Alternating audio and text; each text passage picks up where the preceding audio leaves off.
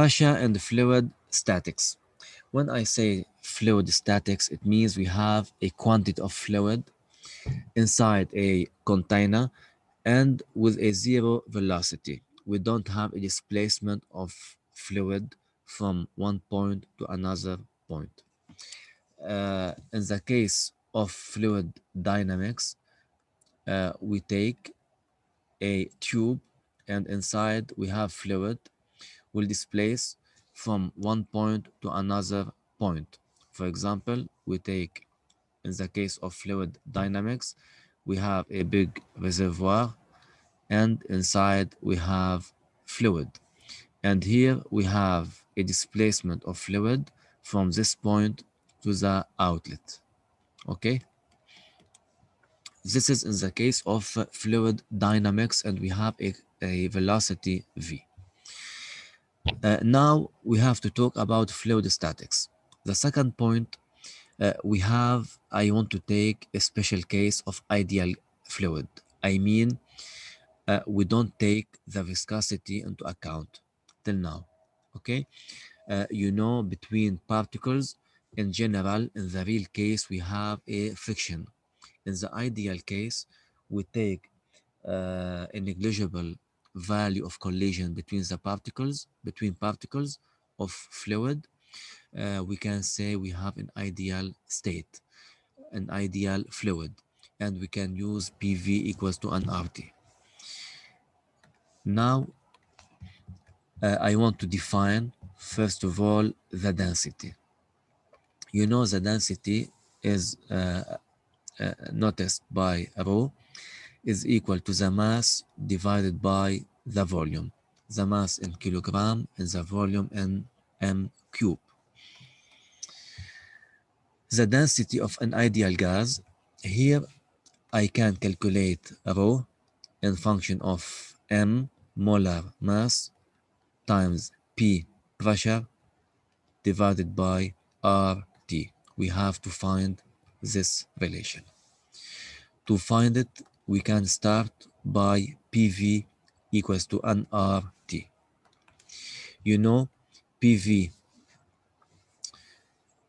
equals to N. N is the number of mole, which is equal to the small m, the mass divided by the molar mass, capital M, times RT. We can put V down to get finally P equals to M divided by V times molar mass times RT. P is a pressure, V is a volume, N is a number of mole, M capital is a molar mass, and capital R is a universal gas constant. This constant. Okay, so M divided by V equals to the density rho. So we can calculate rho, which is equal to MP divided by RT.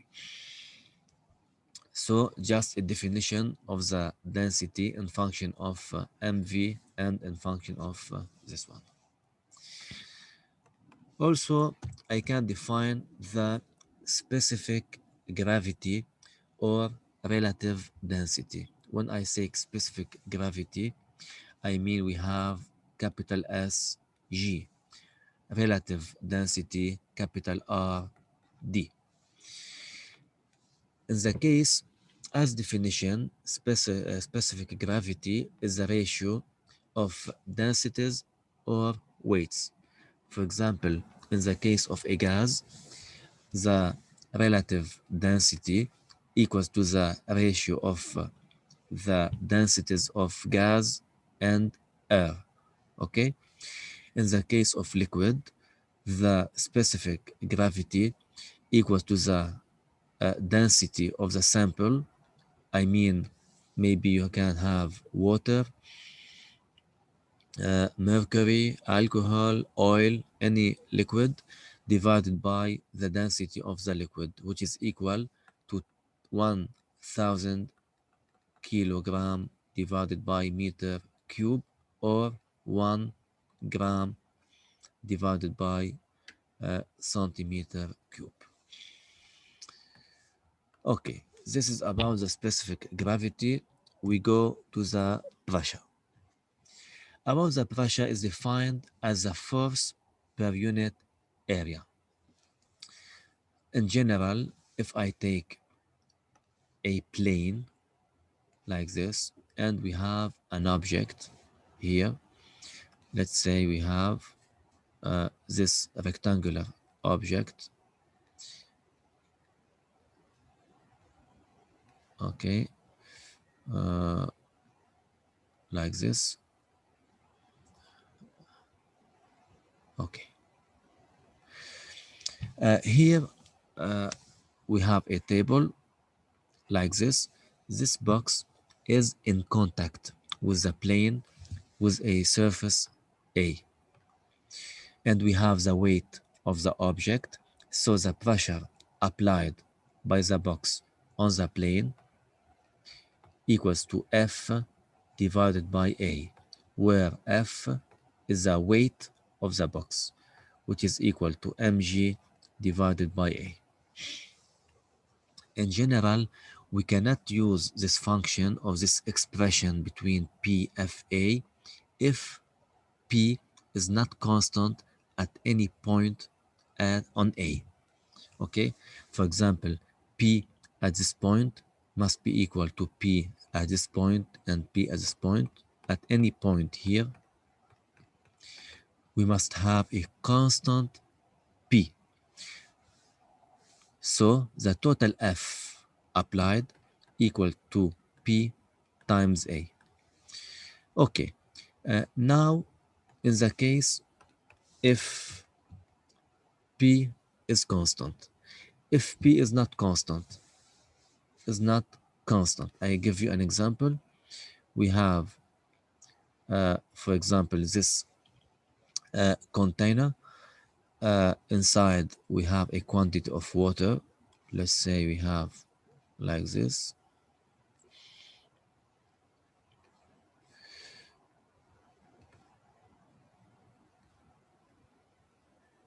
Okay,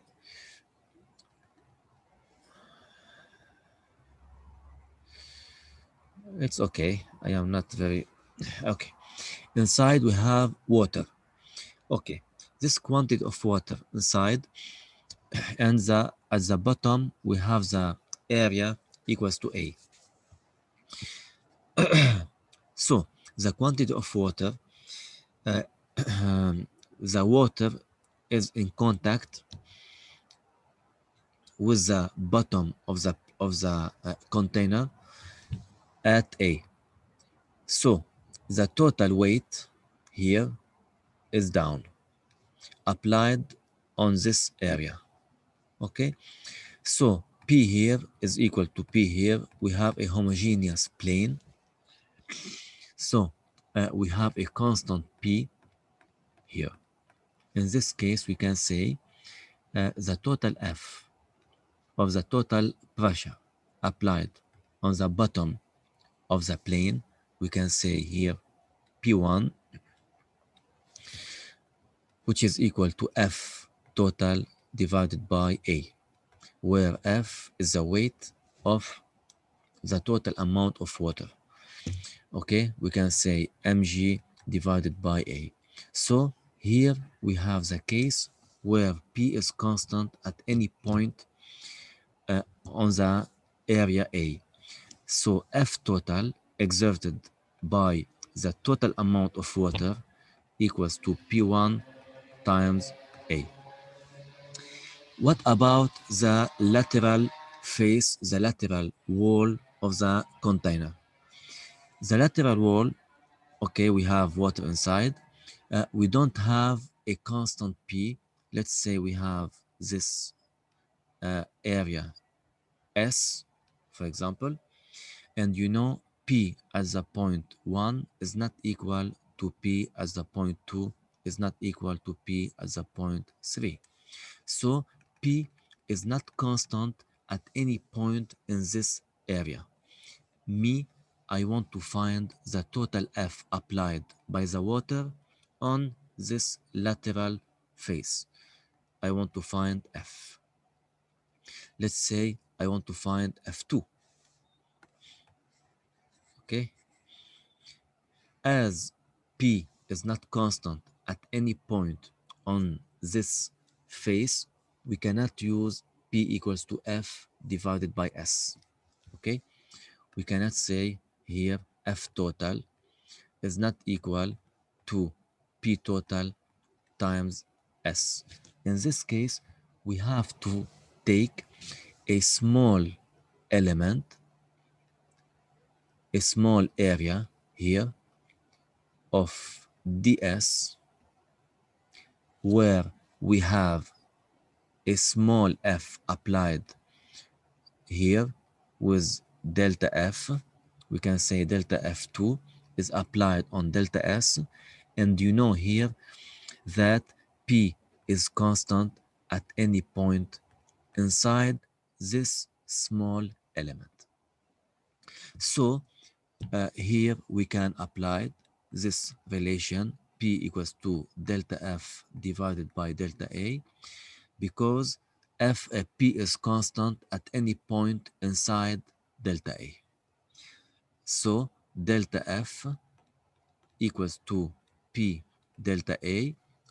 We can uh, we can have the integral of delta f to calculate the total f applied on this plane. Anyway, we have one example about this topic. We can solve it in the following videos. What about the unit of P? You know we have F divided by A, F in Newton, A in meter square, uh, N divided by Newton divided by m square is equivalent to Pascal. You know 1 atmospheric pressure, 1 atm equals to P0 equals to 10 equals to 1.01325. It's about 10 power 5 Pascal. Okay?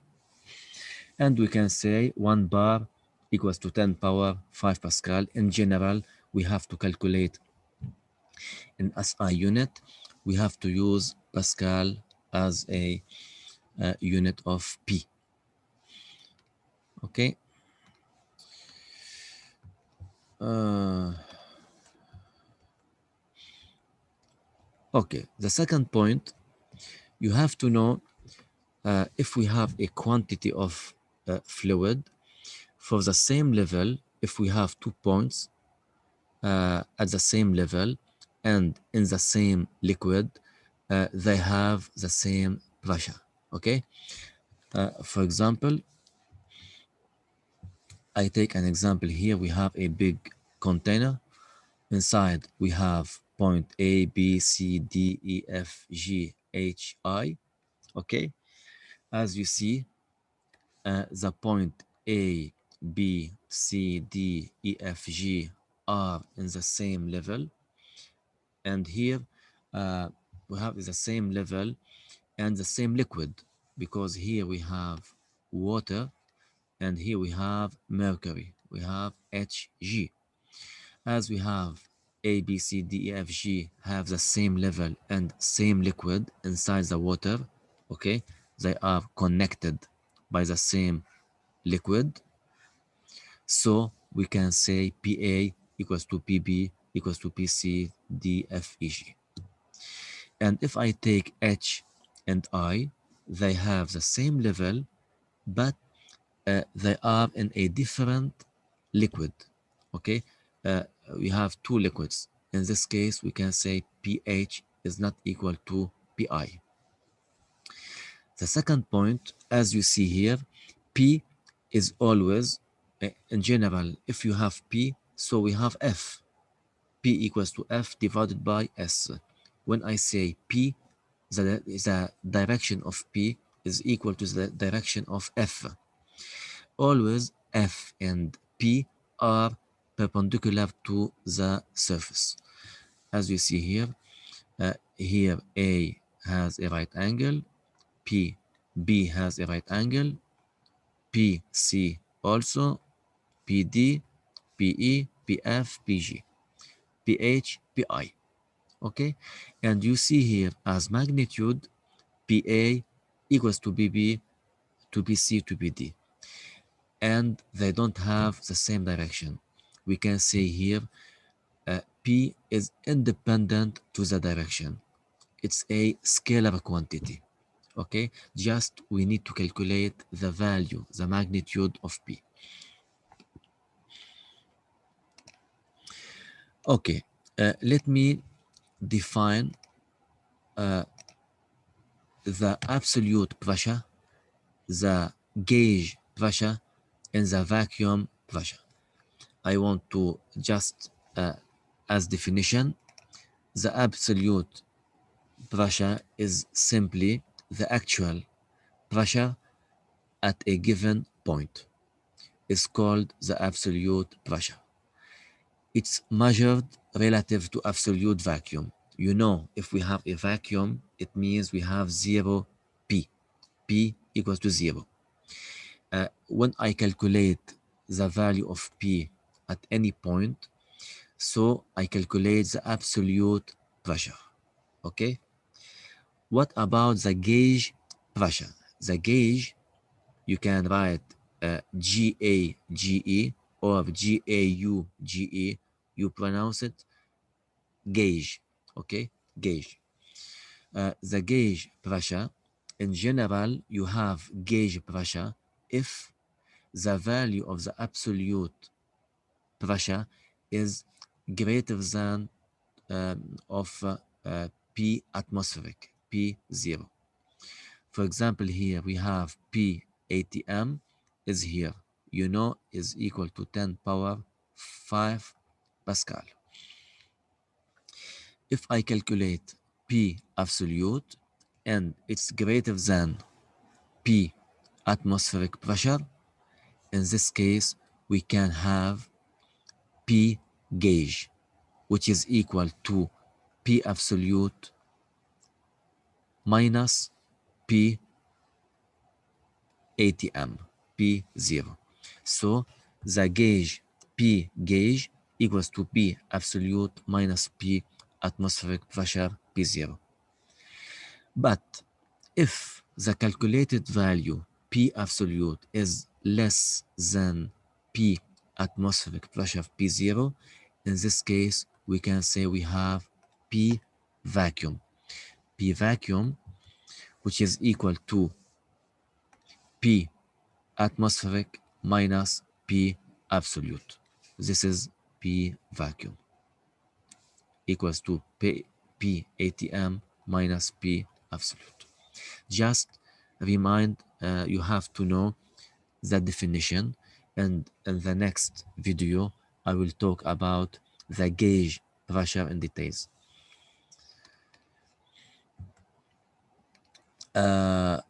Pressure at a point. You know, if we have, in general, P is a scalar quantity. It's not a vector quantity. So if we have this container, inside we have a point. I want to find P. At this point, we have a point. In this case, we have P in all direction. Okay, it's a scalar quantity. So we have P in this direction, from the inside direction, outside direction, from all the direction. We have P. For example, if you put your hand like this at the point, at this point, in this case, for example, you put your hand like this, P, it will be from the downward. If you put like this, it will be upward. So you have from this direction and this direction. If you put your hand like this in the vertical direction, P, it will be like this. Okay, from here. So always P must be perpendicular to the plane, to the plane. This is the main point here. We go directly to the most important point here. is the calculation of the delta P, the variation of pressure between 2 points in function of the depth. Each time, if you go uh, more inside the water, the pressure will be higher. Okay. In general, let me give you the expression. You can use it directly. If I take, for example,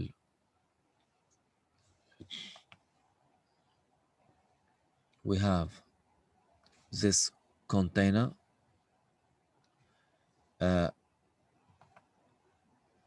okay,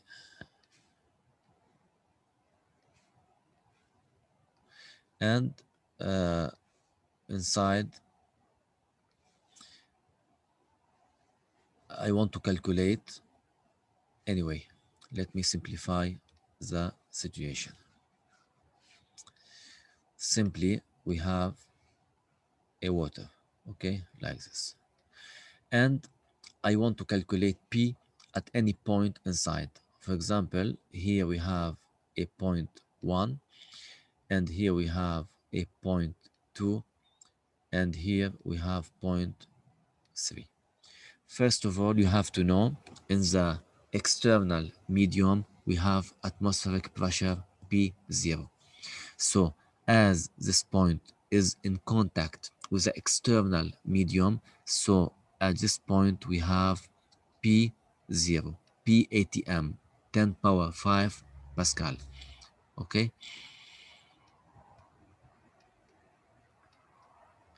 Okay. I want to calculate P1, P2, and P3. If we have a static fluid, like in this case, you have to take 2 points. For example, I can take 1 and 2. You have to know P below. When I say below, here we have the origin O. Here we have uh, Y and X. Okay? Below, it means 1. Between 1 and 2, we have 1. So P1 minus or equal to P above, which is P2 plus rho G H. What about H? H is the difference between H2 and H1. We can say equals to H2 minus H1 equals to H1, 2 between them. Okay, let me understand the physical meaning of this function. I mean, P as a point 1 equals to the quantity rho gh. What I mean by rho gh, it means the pressure applied by the quantity of water between 1 and 2. You know, between 1 and 2 we have this quantity of water between them. The pressure applied by this quantity of water on the point 1 equals to rho gh plus P1. Okay, you know P1. Also we have over the P1 you have another P. You can calculate P1. Anyway, if I take the point 1 and 3, 1 and 3, P below equals to P up plus rho GH. Rho is the density of the fluid between these 2 points. Okay, so P1 equals to rho GH between 1 and 3 is the quantity of water between these 2 points, the pressure applied by this quantity, plus P at this point, which is equal to P0. So we have P1 equals to P0 plus rho g h 1 3. H is the difference between H final and F initial. Okay, from here to here. Anyway, you have to know this function. If I can explain how I found this relation, simply, for example, we have this quantity of water. Be careful. We have a static state configuration. We have the fluid inside the container. Here, as we have a static state, we can imagine inside the water we have a rectangular volume of water. Okay, we have a static state. You can imagine a rectangular shape of fluid inside the fluid. This rectangular shape,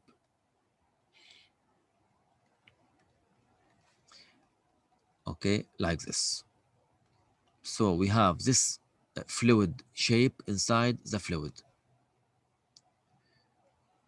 We can say like this. Okay. Here we have a height equals to delta z. Delta z equals to the final height minus this height equals to z2 minus z1. Okay, this one is here. Okay, so here we have delta z equals to z2 minus z1. We have a length of delta x equals to x2 minus x1, and we have the depth equals to delta y, where the area here equals to delta x times delta y, and also the area down here equals to delta x times delta y. Now I want to apply, we have this object. You can imagine inside the water, inside the sea, you find when you are diving inside the water, you can find a bucket of water inside the water. Okay, this bucket of water has a static state because it's a bucket of water inside the water. So it takes a stable situation, configuration, position inside the water.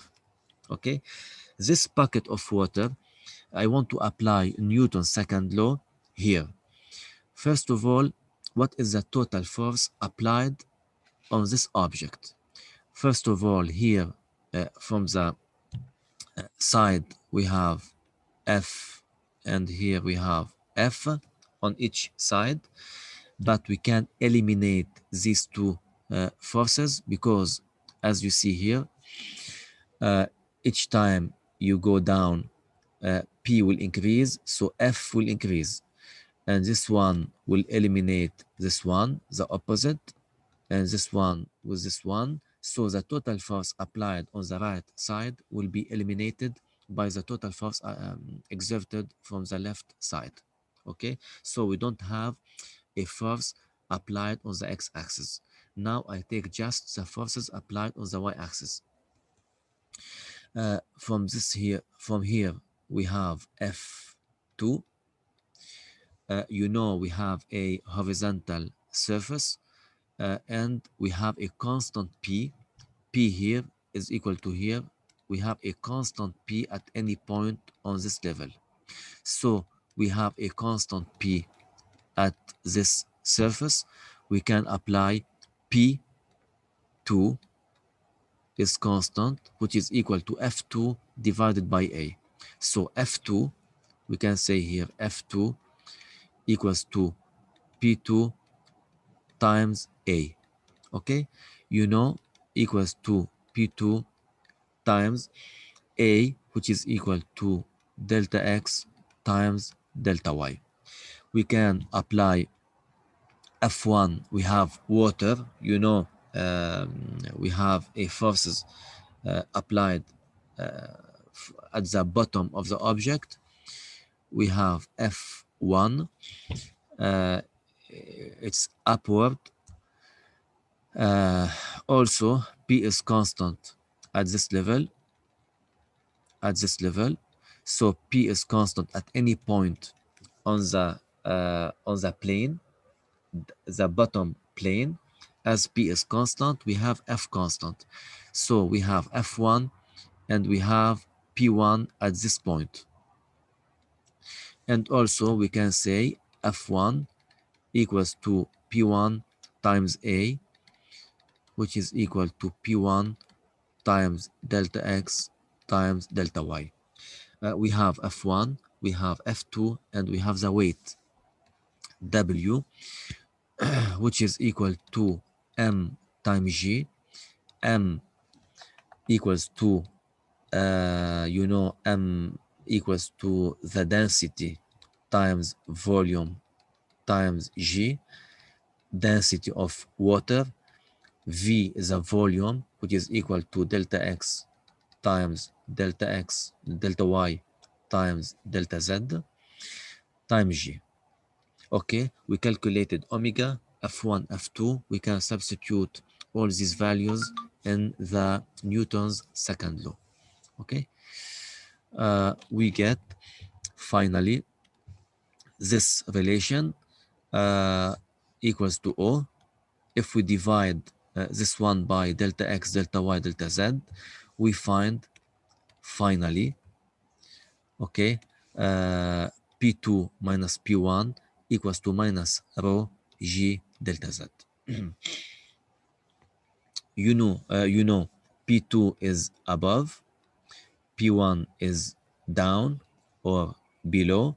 We can say P below equals to P above plus rho G delta Z, the distance between the top and the bottom of this object.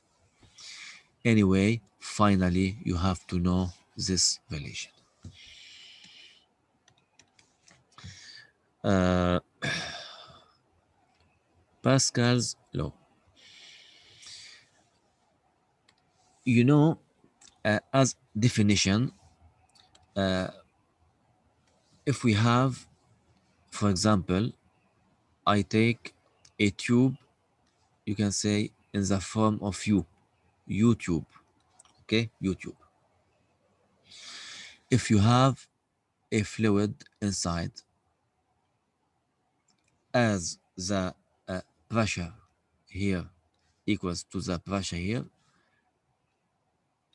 P0 and P0, so we must have the same level to the right and to the left.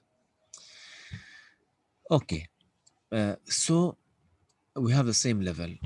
If I tell you calculate PA, we have a point here, PA, you can take this point as in the case of the static state configuration, you have to take 2 points, this point and this point, at the point A prime, we have P0.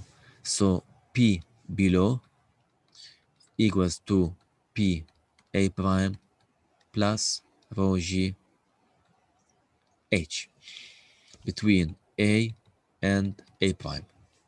Okay, so we can calculate PA, we can calculate PB, PC, any point inside the medium.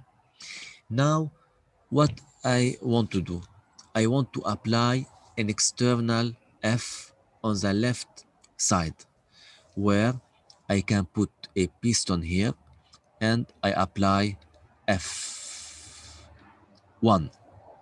Okay, so we can simplify here. Okay, F1. Pascal's law, or Pascal's said, uh, if you apply, if you change the pressure, it means you add an actually if you add a quantity of pressure on the system, this quantity will be transmitted to any point inside the medium. So if you put F1 at this point, and here we have a section A1, we have F1 on A1, we get P1. So here we add P1 on one system, on one point. In this case, P1 will be transmitted to any point inside. So here we can add P1. Here at this point we can add P1. Uh, we calculated A before. We calculated A. So PA equals to P0 plus rho GH plus P1. Okay, we add P1 for any value of P inside the medium. This one, P1, is transmitted from this side to this side. So here we have P1. Okay, it must be perpendicular to any surface. So here we have P1, and here we have A1. You have A2 as a section. We have P1 and we have A2. So we have F2. We have a new F applied on this side. So we can say here P1 here equals to F2 divided by A2. And here we have P1 equals to F1 divided by A1. You know A1 is not equal to A2, so F1 is not equal to F2. But we have the same P transmitted. So P1 equals to P1. We can say F1 divided by A1 equals to F2 divided by A2. Okay, we can write this one. We can simplify. We can say F2 equals to F1 times A2 divided by A1. Okay, so here we have a relation between F1, the small value of F1 applied on the small piston. So F1 is applied on the small piston as A1 is small, so F2 is high. It means I give a small value of F1 on a small section A1 to give a high value, a big value of F2 on the big piston. If you give, for example, 5 Newton on the small piston, and we have, for example, here 0.1 meter square, here we have 0.5 meter square, we get F1 will be bigger than F2. Excuse me, F2 will be bigger than F1. We get F2, you do the calculation, maybe you can have 60 Newton, 70 Newton. Okay, it depends the problem. So here is an important relation between F1 A1, F2 A2, and the augmentation of the forces by using the diagram of a hydraulic press. Here we have a hydraulic press. Okay.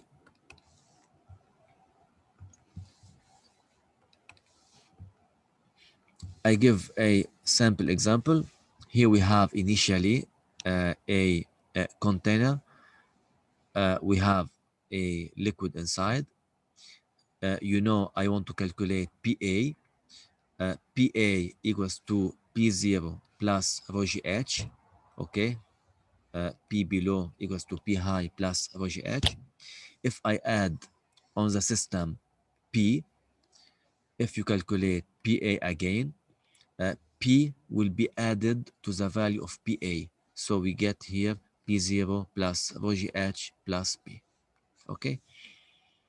This is Pascal's principle.